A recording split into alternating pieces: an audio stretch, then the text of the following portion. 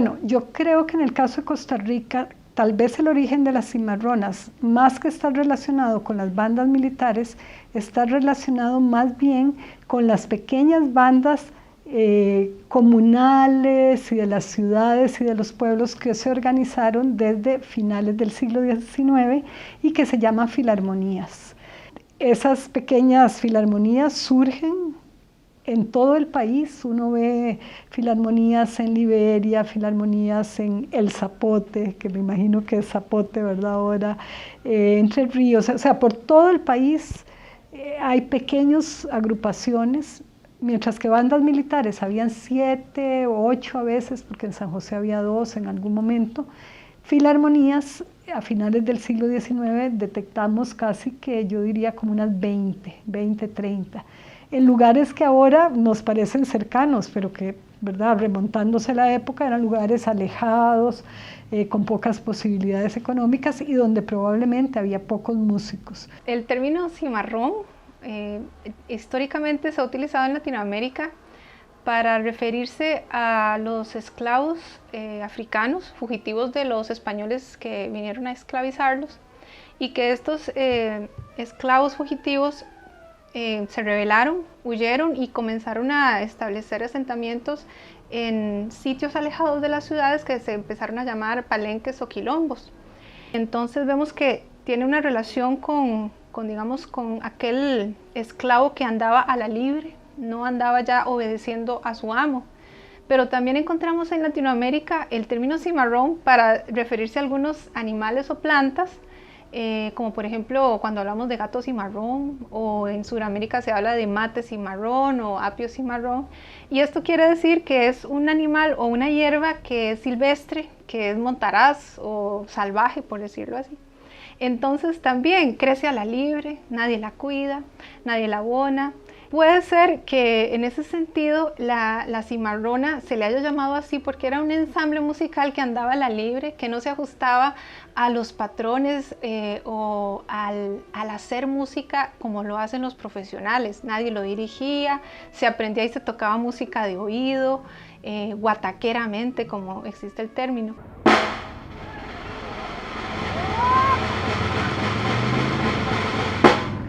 Una banda es una agrupación conformada por una gran cantidad de instrumentos de viento, entre ellos flauta, clarinete, oboe, fagote y todos los bronces, y además percusión.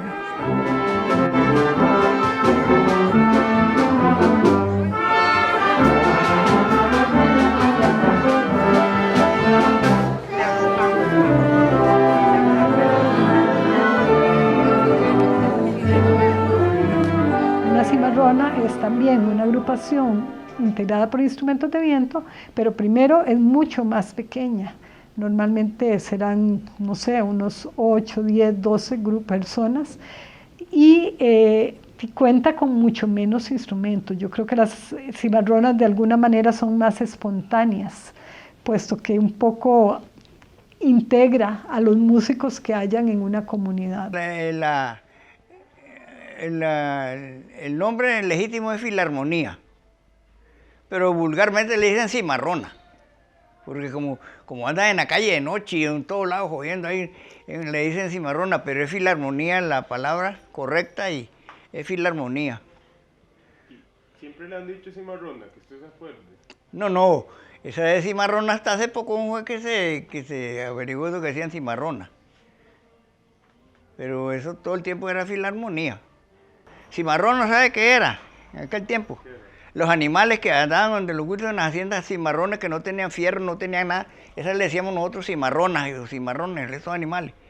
Pero ya después ya apareció que la filarmonía ya le decían cimarrona.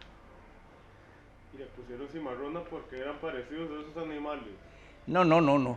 Pues, tontera de la gente, porque ¿qué va a parecer eso?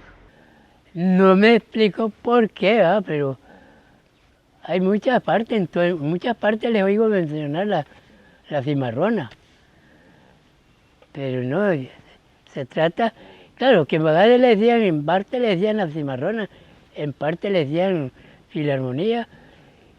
Nosotros íbamos a Cañazul de marimba y filarmonía. Este era el que iba a llevar allá. Pero el que me ha dado a mí la vida es este.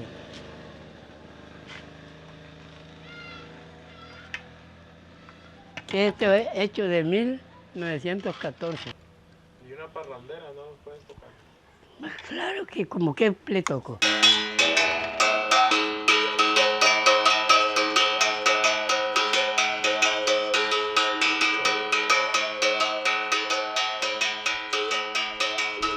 Aquí la parrandera nació de los antepasados, cuando no había instrumentos de viento, se ejecutaba en el quijongo, ahí donde hacían el ritmo de parrandero. Entonces por ahí es que viene la herencia, ¿no? De que se ha conservado el ritmo, aunque algunas cimarronas, ¿verdad? Ya no lo ejecutan exactamente, pero sí tenemos la cátedra aquí, que es de la banda de concierto de Guanacaste, que ellos mantienen esos documentos y mantienen el ritmo. Entonces de ahí, y algunas cimarronas, como la de nosotros, tratamos de mantener también el ritmo a como se ejecutaba en el pasado.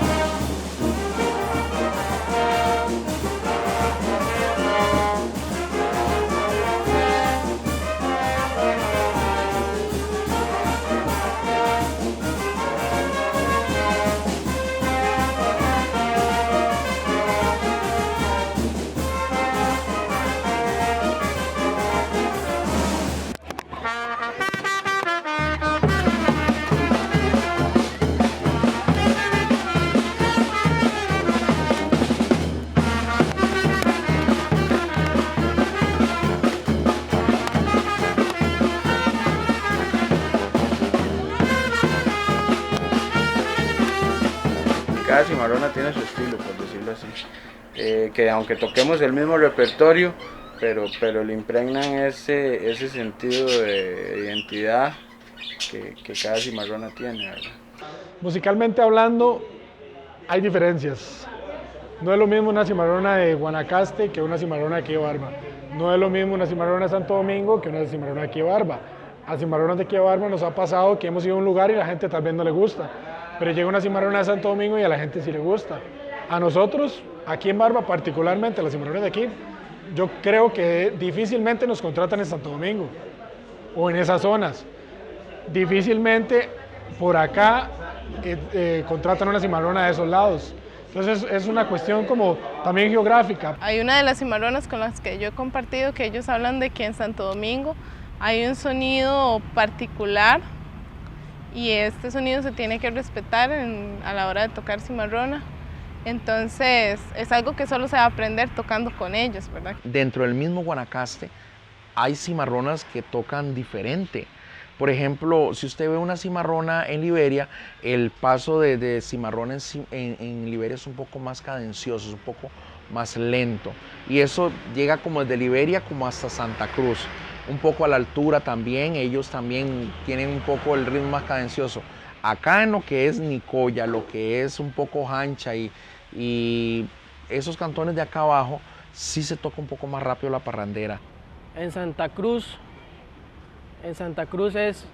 la particularidad es que se maneja más repertorio netamente criollo, porque en otras partes de Guanacaste se ha ido modificando la música, se ha ido modificando mucho. En Santa Cruz se mantiene la esencia de lo puro guanacasteco. En Nicoya, por decirlo así, lo decimos así, como que tocan a teja y media.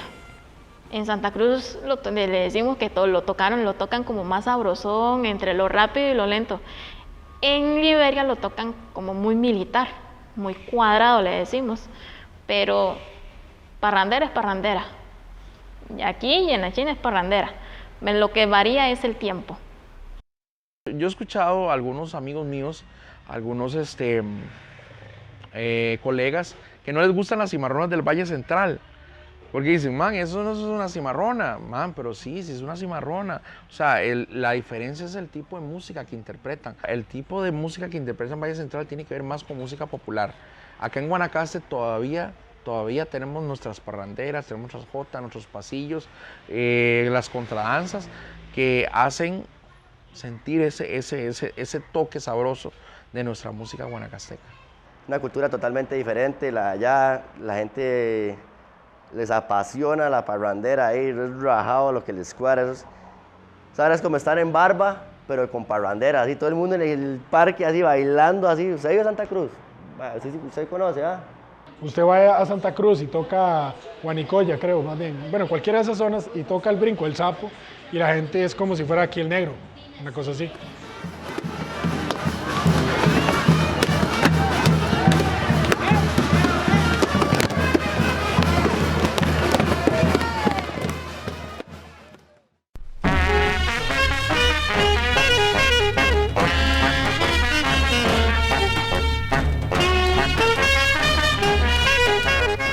Hay algunos elementos muy importantes que deben tener los músicos de las cimarronas. Tienen que ser músicos versátiles, tienen que tener la capacidad de tocar de oído, de memoria además, o sea, aprenderse toda la música de memoria, además poder sacar música de oído y tener la capacidad de, sin muchos ensayos, poder guindarse, como ellos mismos utilizan el término, guindarse de una pieza sin haberla practicado mucho antes. O sea, como que ellos conocen de antemano, han escuchado la pieza musical, más o menos tienen conocimiento y la empiezan a tocar a puro oído, ¿verdad? Sacando las notas en el momento, o no importa si puede haber errores, pero tiene que tener la capacidad de continuar y de ejecutarla en el momento, rindiendo, sacando la tarea, que es comenzando y terminando con toda la animación y la calidad que se requiere para que una cimarrona sea lo suficientemente alegre y festiva. Tiene que tener buen oído también,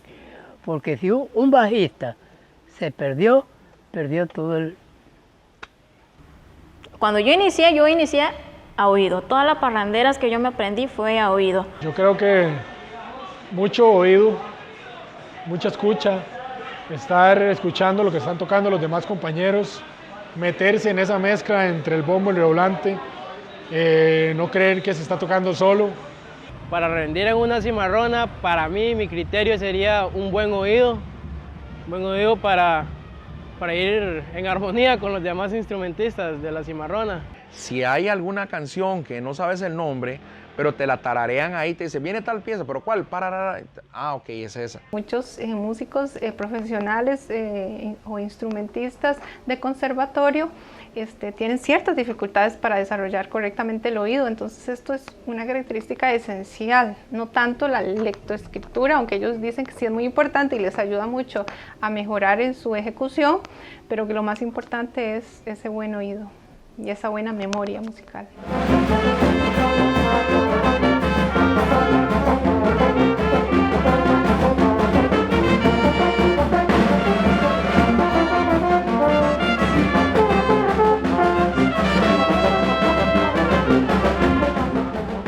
Al inicio sí se utiliza la partitura, más que todo como para irse guiando, ir viendo cómo debería de sonar, pero ya conforme uno va manejando el repertorio, va tocando el tiempo que uno va tocando, uno ya se la va aprendiendo. Cuando era de leer, de leí, cuando era de oído, pues era de oído, porque ya uno sabía todo. ¿Usted quiere decirme si aprendíamos de guataca o con papel? Sí, pues si éramos guataqueros, pues no teníamos papel ni nada, sí, nada a puro oído. Pero si queríamos aprender, entonces era con papel. Yo aprendí a tocar bombo con papel. Digamos, a lo menos como para las procesiones de Semana Santa. Ahí tenía que llevar el papel uno. Y como todos los músicos tenían el atril ahí. Yo lo que hacía el papel lo prensaba con una prensa aquí en el bombo, así lo prensaba ahí. Y el platillero, él hacía los mismos golpes que yo, lo hacía él, y entonces no llevaba, pero siempre iba el papel. En esas piezas sí llevaba uno. En lo que guataqueaba uno eran las piezas de toros, parranderas, eso sí. Ahí sí no ocupaba papel uno. Pero hay veces en las piezas de 5 de junio, 8 de diciembre, ahí se ocupaba el papel uno. Hay gente que si se centra solo en el papel, pues no va a desarrollar esa destreza que es la memoria. Y para mí muy importante la memoria, como te dije, es por la situación de que si no te aprendes las canciones, o sea, no vas a tocar nunca en una cimarrona.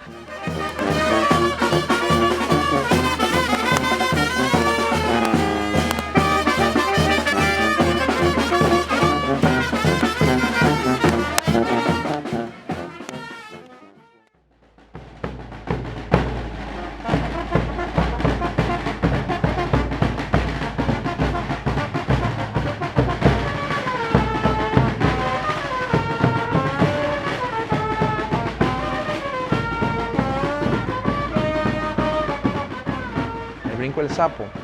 El brinco del sapo va.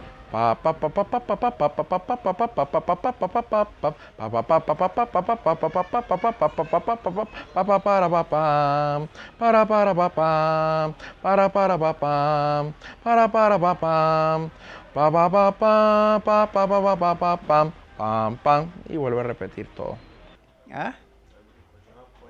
El brinco del sapo. Ni lo conocíamos nosotros.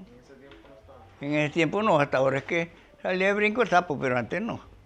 Antes no había brinco el sapo ni nada de eso.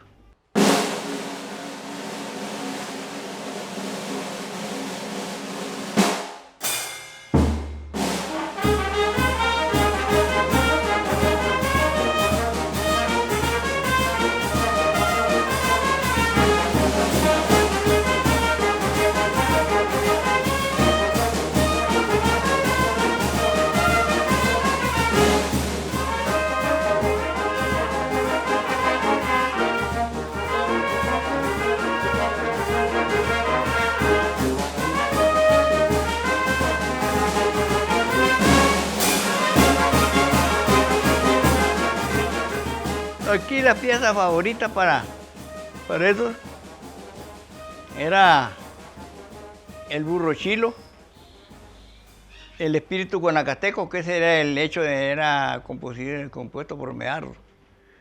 Así el espíritu guanacasteco y pasión.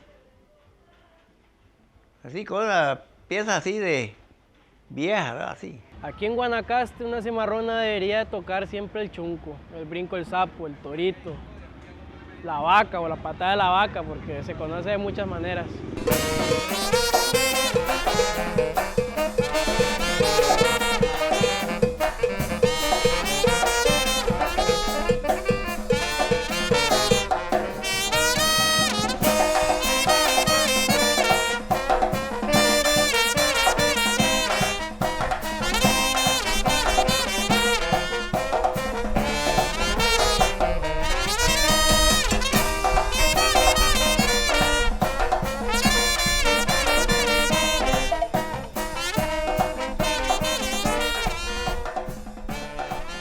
Hay música que no puede faltar, la gente le encanta el merengue orotina, pues el negro, el africano, el twist y una pieza que le dicen el mix, que es pues realmente es compadre Pedro Juan y se le meten otros merengues más, pero esas 4 piezas no les puede faltar al pueblo barbeño porque sí lo piden y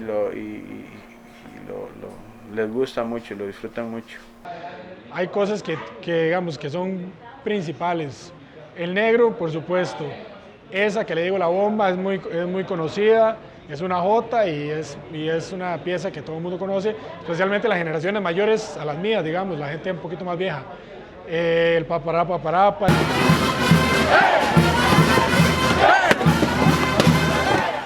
no es una sola cimarrona, ¿verdad? Hay muchos tipos de cimarronas y muchas variantes, así como hay variantes lingüísticas en todo el país, ¿verdad? En Costa Rica, así hay variantes regionales porque son cultura pura, ¿verdad? También la música de la cimarrona va a reflejar el gusto musical de un pueblo y cada pueblo también tiene sus diferentes influencias, entonces es muy interesante ver cómo también en las cimarronas mismas se va viendo diferentes estilos y preferencias en cuanto al repertorio.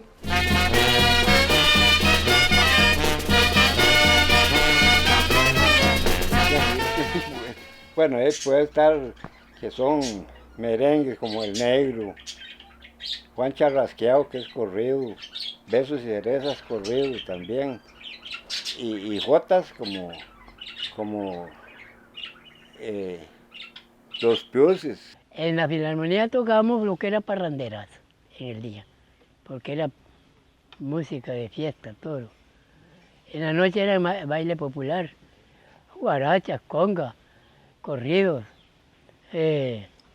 pasodobles. Tocamos parranderas, tocamos jotas, tocamos pasillos, un bolerito por acá, una cumbiecita por allá, pero algo muy así, pero nosotros son meramente parranderas. Tocamos de todo, merengue, cumbia, rock, ska, reggae, mambo, samba, pasodoble, bolero, cha-cha-cha. Yo creo que más bien la gracia de las filarmonías y de las cimarronas es que mutan mucho en su repertorio, ¿verdad? Me parece que eso tal vez es lo que hace que tengan vigencia todavía en ciertas regiones. Ellos adaptan repertorio de moda que oyen y que lo van, no necesariamente lo transcriben, sino simplemente lo tocan de oído, ¿verdad?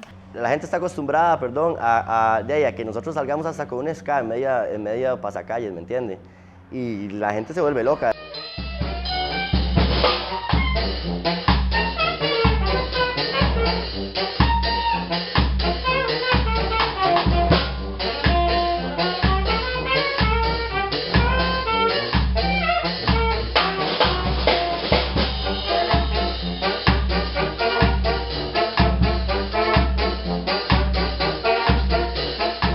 Mira, ahora las cimarronas han tenido un cambio en el tipo de música que interpretan. Ya digamos, antes se tocaba música pues más tradicional. Aquí en Barba son un poco quisquillosos. Yo sé que otras cimarronas de otras zonas tocan otros tipos de música. Digamos, están mezclando cosas más nuevas. He visto videos de la gente de la original domingueña haciendo reggae, haciendo ska. Entonces eso a mí me parece súper bonito para mí como músico, me parece excelente. Pero aquí en Barba la situación cambia porque la gente ya está como acostumbrada, ya la gente quiere escuchar el negro, ya la gente quiere escuchar ese merengue, ya quiere escuchar una cumbia por ahí. ¿Qué pasa con las cimarronas en este momento? El fenómeno que yo veo es como que hay unas que tocan solo repertorio tradicional y hay otras que sí se han vinculado con repertorio más popular. Nosotros en la cimarrona, la original domingueña, nos consideramos una cimarrona experimental. Tocamos ska, tocamos reggae, tocamos mambo, tocamos pasodoble, tocamos salsa, tocamos música de brass band. Entonces lo que hacemos es como experimentar con diferentes ritmos y influencias de Europa y de todo lado y digamos, y esas influencias adaptarlas al formato de cimarrona, digamos, a los instrumentos que conforman una cimarrona. Lo viejo siempre hay que darle el primer lugar y luego ahí se intercala con otros ritmos, ¿verdad? ¿Y cuáles eran esos ritmos viejos? Bueno, y podría ser pasillos, jotas, boleros. Encontré algo muy interesante y es que Rodrigo Salazar Salvatierra, les voy a leer una cita de lo que él escribe en 1978 en su libro que se llama La música tradicional de Barba, su función social. Escribe don Rodrigo: mientras Barba poseía una filarmonía y una estudiantina, agrupaciones de 10 músicos con instrumentos de cuerda, los músicos de tradición oral, entre comillas, guataqueros, expresión popular en el lenguaje musical costarricense que se les dice a quienes son músicos de oído, continuaron su labor, pero ellos también aprendían de los conciertos y retretas que ofrecía la Filarmonía y la Estudiantina. Entonces, los nuevos ritmos que se escucharon de los concertistas, como el foxtrot, las polcas, las mazurcas, las jotas, los pasillos, los bambucos, las danzas, las contradanzas y otros, llegan rápidamente a adaptarse y a formar parte de su repertorio. Los himnos, alabanzas, plegarias, solemnes, alabados, villancicos, se ejecutan con los nuevos ritmos introducidos, mencionados anteriormente. ¿Esto qué quiere decir? Que estas mismas cimarronas viejitas ya habían adaptado, ya se habían adaptado a los nuevos ritmos de moda de su época, porque anteriormente tocaban himnos, alabanzas, plegarias, solemnes, alabados, villancicos, y se modernizaron tocando las jotas, los pasillos, las danzas y las contradanzas. Ahora nosotros vemos esos ritmos como los viejitos, y vemos los mambos y los merengues y las cumbias como lo sacrílego, ¿verdad? Como lo novedoso, lo que no debe estar porque no es tradicional. Entonces, por eso, en ese sentido me parece que lo que ha habido siempre es una necesidad de innovación. Ellas también innovaban. Lo que cambia son los ritmos que van apareciendo en cada momento histórico.